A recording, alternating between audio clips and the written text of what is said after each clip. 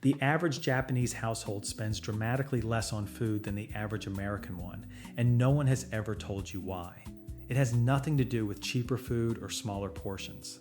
What happened somewhere along the way is that Japan developed a set of habits around shopping, cooking, and storing that eliminate almost every form of waste that Western households treat as completely normal. Millions of Japanese families feed themselves on a fraction of what Americans spend, and they do it without deprivation, without complicated meal plans, and without any special equipment at all. These habits shape everything from how a Japanese family walks into the supermarket in the evening to what ends up on their plate at breakfast the next morning. And once you understand them, the amount you spend at the checkout every week can drop by half or more. I'm going to walk you through the 22 Japanese food habits that can cut your grocery bill in half, including a shopping trick most Japanese housewives use every single evening that saves them hundreds of dollars a month, and the Japanese breakfast that costs almost nothing and leaves you fuller than a bowl of cereal. These are habits you can start using this week, and by the end of the month, you will see the difference at the checkout. The first habit will completely change how you think about shopping. In Japan, a housewife will often walk home from the supermarket at dusk carrying just enough food for the next day or two, and that single habit is where the savings really begin. The large weekly shop is a largely Western invention built around suburbia, station wagons, and enormous refrigerators, and it comes with a hidden cost that most people never account for. You drive to a supermarket, fill a trolley, spend a significant amount of money, and then spend the rest of the week racing against expiry dates while things quietly go bad at the back of the fridge. Japanese grocery shopping has historically been done daily or near daily, with small purchases of fresh ingredients used within a day or two. The result is that almost nothing goes bad because almost nothing sits in the fridge long enough to deteriorate. You do not have to shop every single day to make this work, but shifting from one large weekly shop to 2 or 3 smaller ones immediately reduces waste and keeps what you are eating far fresher. The grocery bill drops not because you are buying less food, but because you are throwing away less of it. But how you shop matters even more than how often, and Japanese shoppers arrive at the supermarket looking for something completely different than Americans do. Number 2. Most Western shoppers walk into the supermarket with a list of ingredients for specific recipes they have already decided to make, and if a recipe calls for half a bunch of coriander, they buy a whole bunch, use half, and throw the rest away in 10 days. Japanese grocery shopping works more like reading what is available on the day and deciding what to cook based on that. What is fresh today? What is reduced because it needs to be sold? What is in season and therefore cheap and good? This is a more flexible way to shop that naturally gravitates toward value, because seasonal produce is always cheaper than out-of-season produce, and reduced items are perfectly good food that simply needs to be used today. Shopping to what is available rather than to a fixed recipe list means the supermarket's pricing works for you rather than against you. You end up spending less because you are buying the things the store actually wants to move, not the things the store has priced highest to trap you into buying. And there is one specific moment in every Japanese supermarket near the end of the day when the smartest shoppers in the city arrive on purpose to take advantage of exactly this pattern. Number 3. At around 7 o'clock in the evening in supermarkets all across Japan, one of the workers begins walking the aisles with a small handheld sticker gun, pressing bright yellow and red discount stickers onto bentos, fish fillets, packages of meat, and prepared side dishes. These are called mikuri-hin, which roughly means items marked down at the last moment. And while orange discount stickers carry a subtle shame in American stores, there is an entire culture of savvy shoppers in Japan who deliberately time their evening trips around these markdowns. The discounts are dramatic, often anywhere from 30 to 70% off, and the food is perfectly good, usually just approaching its sell-by date the following day. If you learn the markdown schedule of your local store, and every store has one, you can save an enormous amount without changing a single thing about what you actually eat. Prepared foods and bakery items are usually discounted an hour or two before closing. Meat and fish are marked down the day before their sell-by date, and morning shoppers often find yesterday's bread heavily reduced. A family that shops this way can save hundreds of dollars a month, and it becomes a habit within a week. But saving money at checkout is only half of it, because once the ingredients get home, the Japanese kitchen begins working them in a way that the American kitchen almost never does. In Japanese cooking, the idea of throwing away part of an ingredient because you only need another part is almost completely foreign, and this single mental shift changes the effective cost of everything you buy. Broccoli stems get sliced thin and stir-fried while the florets are used for something else. Daikon leaves get pickled or sautéed as a side dish. Kombu that has already been used to make stock gets sliced and simmered in soy sauce and mirin as a small condiment eaten with rice. The water used to wash rice gets used to tenderize meat or as a base for cooking vegetables. The habit of using absolutely everything changes the math on every single item in the shopping bag. When you use the whole head of broccoli instead of just the florets, the cost per useful portion drops significantly, and when you multiply that across every ingredient in every meal across an entire week, the savings become substantial. Nothing you paid for ends up in the bin, because nothing you paid for was ever thought of as waste in the first place. And what using every part of an ingredient does for a single meal, the freezer does for meals across the entire week. Japanese home cooking routinely involves cooking large batches of things and then freezing them in single portion sizes, individually wrapped, labeled, and stacked neatly in the freezer. When you need a meal, you pull out exactly one portion, and nothing sits in a large container getting freezer burn while the middle stays unused for 6 months. Cooked rice is frozen in individual portions and reheated from frozen in a couple of minutes, coming out tasting virtually identical to freshly cooked rice. Proteins are cooked in batches and frozen with their marinades still on them, ready to cook straight from the freezer. Chopped vegetables are portioned into small bags for weeknight stir fries, and sauces are frozen in ice cube trays for perfectly measured single-use portions. The freezer in a Japanese kitchen is not where food goes when you cannot deal with it any longer. It is an active tool for eliminating waste and reducing the cost per meal of everything you cook in bulk.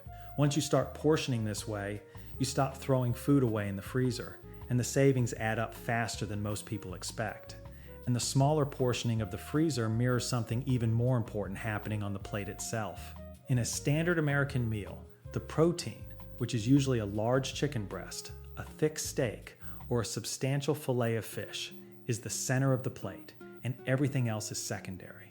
The protein portion is large, and its cost drives the cost of the entire meal. In Japanese cooking, the protein portions are small, often just a piece of fish about the size of a palm or a few slices of meat scattered through a dish rather than sitting as the main event. The protein is one component among several rather than the thing everything else exists to accompany. The nutritional intake ends up being similar, but the cost is substantially lower. And because the small protein sits alongside a bowl of rice, a warm broth, and a few sharp pickles, the meal never feels like something important is missing. This one change alone, shifting the protein from the center of the plate to one component of a well-balanced meal, can cut a family's grocery bill significantly without anyone at the table noticing they are eating less meat. The reason a small piece of fish leaves a Japanese family completely satisfied is that it was never the center of the meal in the first place. And the reason a smaller portion feels like enough at all comes down to something Japanese culture figured out centuries ago. There is an old Okinawan expression, Hara Hachi bu, that translates roughly as eat until you are 80% full, and it has quietly shaped Japanese eating habits for generations. The idea is that the signal telling your brain you are full arrives about 20 minutes after you have actually eaten enough. So if you stop when you feel almost full rather than completely full, you end up satisfied a short while later without ever having overeaten. This is not a diet and it is not deprivation. It is simply a way of eating that respects the body's actual signals rather than the plate's dimensions. The financial consequences are significant and almost never talked about. A household that consistently eats to 80% full rather than 100% full is buying meaningfully less food across a month, meaningfully less food across a year, and doing it without anyone ever feeling like they went without. Smaller portions on the plate, smaller servings from the pot, and no second helpings taken automatically out of habit rather than hunger. Multiply that across 3 meals a day for a family of 4 across an entire year, and the reduction in grocery spending is genuinely substantial. The savings arrive quietly because nothing about the meals themselves has to change, only the amount that gets served. And when the portions on the plate are smaller, what fills the rest of the plate matters enormously. And Japan built its entire meal structure around the cheapest, satisfying ingredient on the planet. Rice is one of the cheapest foods on the planet per calorie, and a kilogram of good quality rice costs just a few dollars and can feed a family across multiple meals. In Japanese cooking, rice is not a side dish. It is the center of the meal, the thing everything else is built around. A traditional Japanese meal is typically a bowl of rice, a small piece of protein, a vegetable dish, miso, soup, and pickles. The protein portion is small, the vegetable dishes are simple, and the rice is plentiful and satisfying. This structure means that the expensive elements of the meal, which are always the meat and the fish, get used in quantities dramatically smaller than in a Western meal where the protein is the center of the plate and everything else exists to accompany it.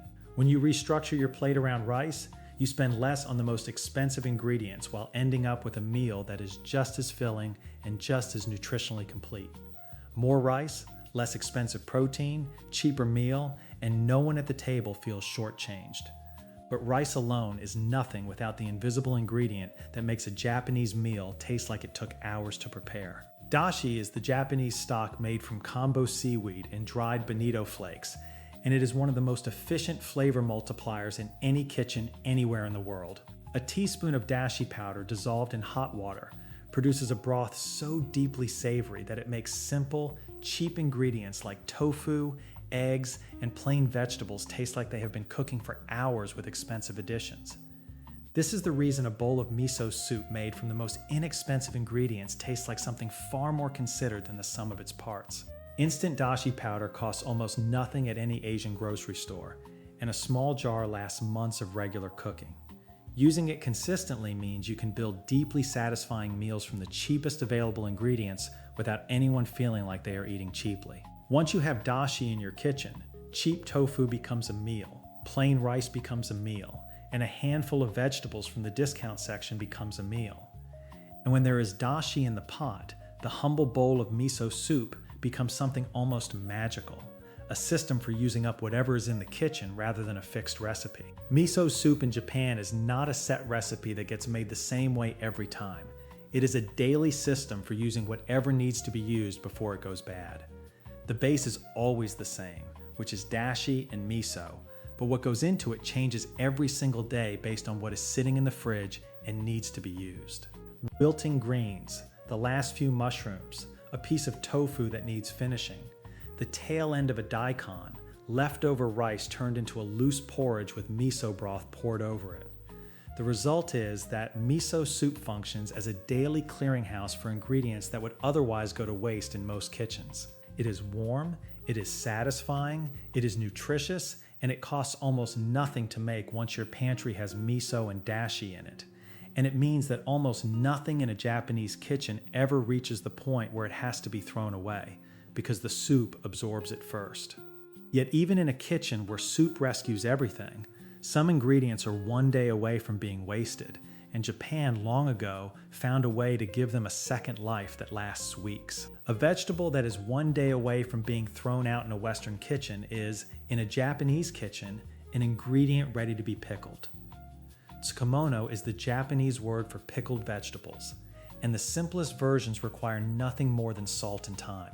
You slice the vegetable, salt it at roughly 2% of its weight, press it down with something heavy, and leave it for a few hours or overnight. What comes out is a pickle that lasts weeks in the fridge, tastes better than the fresh vegetable in many applications, and costs you nothing beyond the salt you already had in the cupboard. Cucumber, daikon, cabbage, carrot, turnip, celery, and even watermelon rind can all be pickled this way. The habit of pickling what is about to turn means that the effective waste in a Japanese kitchen is close to zero, because nothing reaches the bin while it still has culinary value. Every ingredient gets its full, useful life extended as far as it can possibly go. And what pickling does with salt in a few hours, an even older Japanese tradition does over months and years, with results that make the cheapest meal on the table feel like a feast. Fermented foods are central to the Japanese table, and their role is not just nutritional. Miso, soy sauce, rice vinegar, tsukemono pickles, and natto make simple, cheap meals deeply satisfying in a way that plain food never achieves. A bowl of plain rice with natto and a splash of soy sauce is one of the cheapest meals it is possible to eat anywhere in the world. It is also one of the most satisfying because the fermented ingredients deliver an intensity of flavor and a savory depth that makes the simplicity of the rest of the bowl completely irrelevant.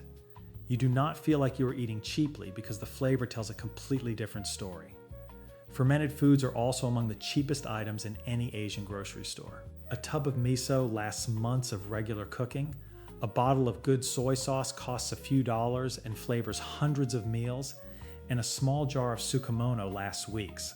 Once you build up a small collection of these staples, you can produce satisfying meals from almost nothing in the fresh section. And when dinner is built on fermented depth, what is left in the pan at the end of the meal has a destination it was born for. In Japan, the concept of a packed lunch, called the bento, means that leftovers have a destination before they even become leftovers. Dinner is cooked with tomorrow's lunch already in mind, and the extra portion of rice, the remaining piece of fish, and the surplus vegetables all go into a bento box that goes to work or school the next morning. Nothing sits in the fridge wondering what it is for, because everything cooked already has a planned second life waiting for it.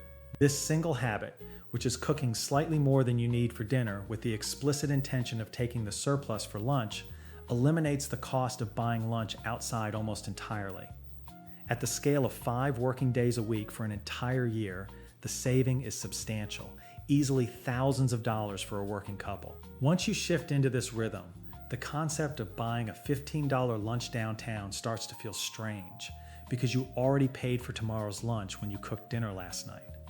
And because every meal has a plan before it is cooked, the ingredients themselves are chosen with the same quiet intelligence, guided by the calendar rather than the recipe.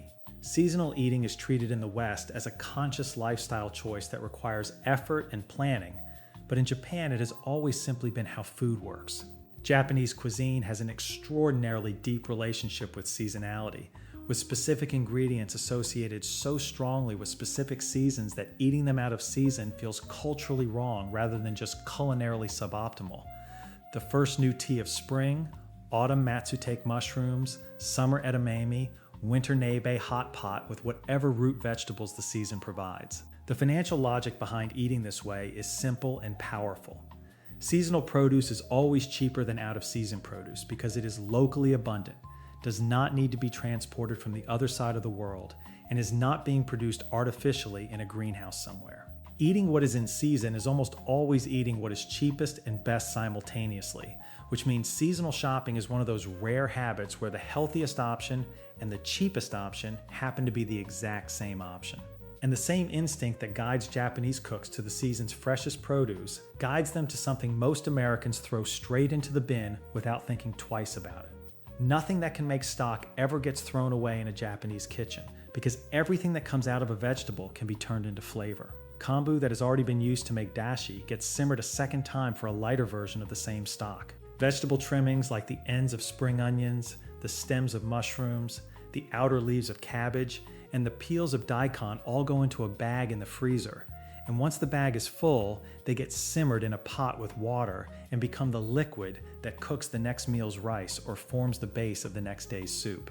This is called yasai dashi, which is the vegetable stock used in shojin ryori, the traditional Buddhist temple cuisine of Japan, and it costs you absolutely nothing because you already paid for the vegetables when you bought them. Stock made this way makes cheap ingredients taste like they were cooked with expensive ones, and it means that every single part of every ingredient does actual work in the kitchen rather than going straight into the bin.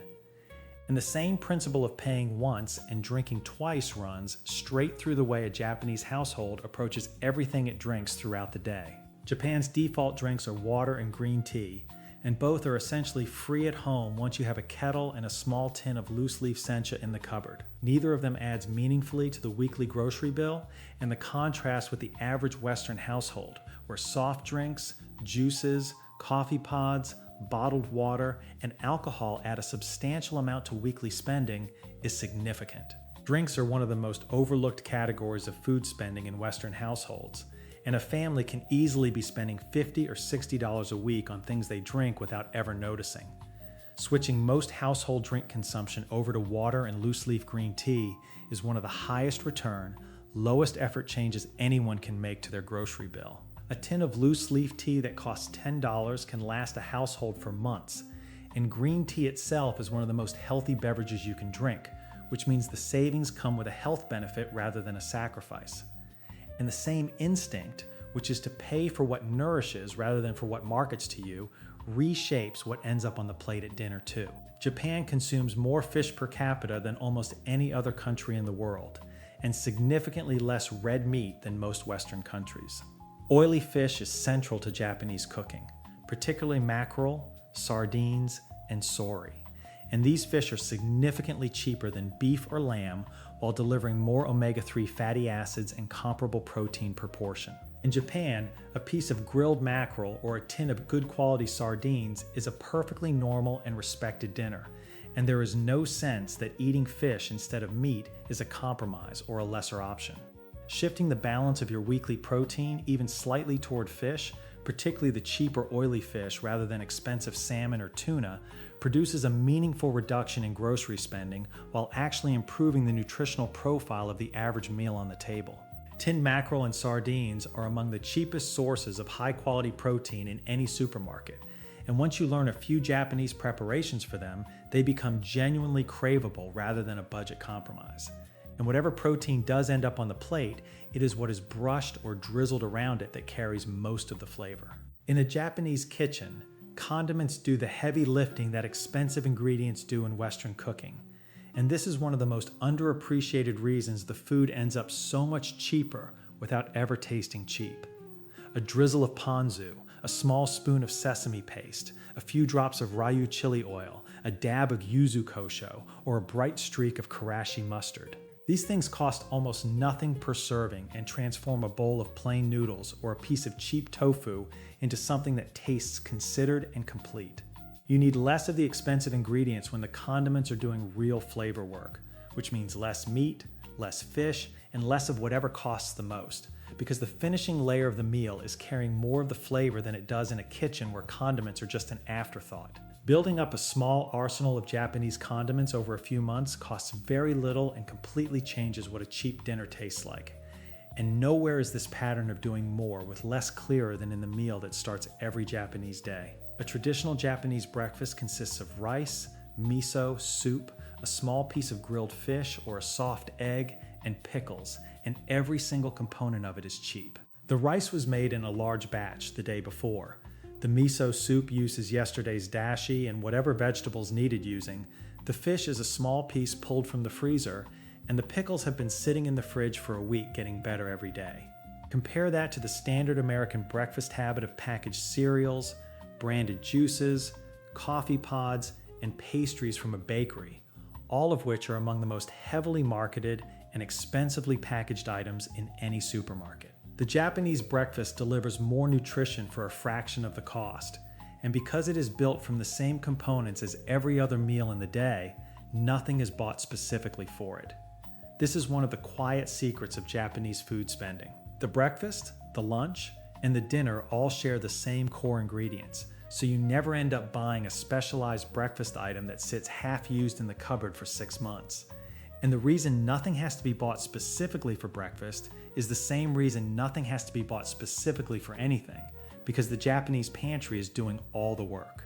Japanese home cooking is built almost entirely from whole ingredients, which is to say rice, fish, tofu, fresh vegetables, and fermented staples.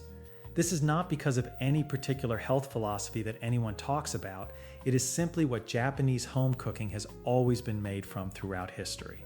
Packaged and processed food carries a significant premium over the raw ingredients it is made from, and you are paying for manufacturing, packaging, marketing, and shelf space, all of which can account for well over half of the price of any processed product on the shelf. Japanese home cooking achieves its own convenience through efficient habits and a small repertoire of fast techniques without ever paying that premium.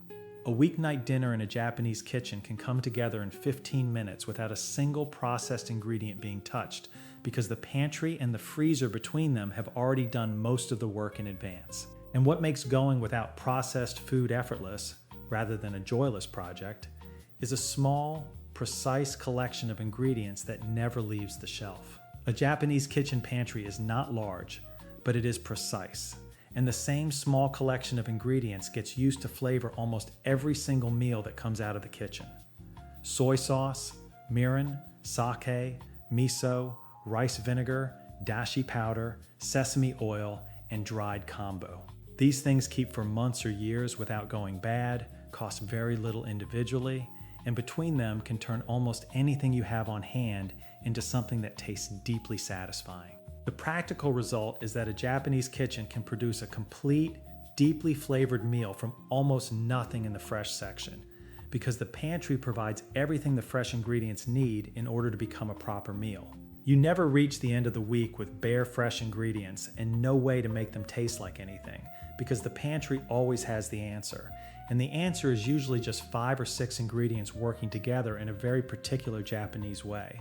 And the pantry does its best work when the cooking itself moves at a rhythm the Western kitchen has almost completely forgotten. Batch cooking in the West tends to be treated as a Sunday afternoon production, a deliberate session that requires planning, dedicated time, and a level of motivation that most people simply cannot sustain week after week. In Japanese kitchens, batch cooking happens automatically as part of normal daily cooking without anyone ever calling it batch cooking. If you are cooking rice, you cook enough for 3 days at once. If you are making dashi, you make a large pot and freeze the surplus in individual portions. If you are pickling something, you pickle enough to last a week or more. The extra effort at each cooking session is genuinely minimal, but the result across an entire week is that multiple future meals are already partially or fully prepared before you even start thinking about them. There are no dedicated batch cooking sessions on Sundays, no elaborate meal prep plans stuck to the fridge, and no burnout from over-ambitious weekly schedules. Just the simple habit of making slightly more than you need every single time you cook. In all 21 of these habits, from the way rice is portioned to the way the pantry is stocked, rest on a single foundation that costs absolutely nothing at all and changes everything about the way a household spends money on food. The final habit is harder to quantify than the others, but impossible to leave out because it is the foundation that everything else sits on top of. In Japan, food is not fuel, and it is not something to get through quickly between other things. The word Itadakimasu, said before every single meal, roughly translates as I humbly receive, and it reflects a genuine cultural acknowledgement that what is on the table has value, that it came from somewhere, that it costs something, and that it deserves attention. This baseline respect for food produces behaviors that look like frugality from the outside but feel like appreciation from the inside. You do not waste food you respect.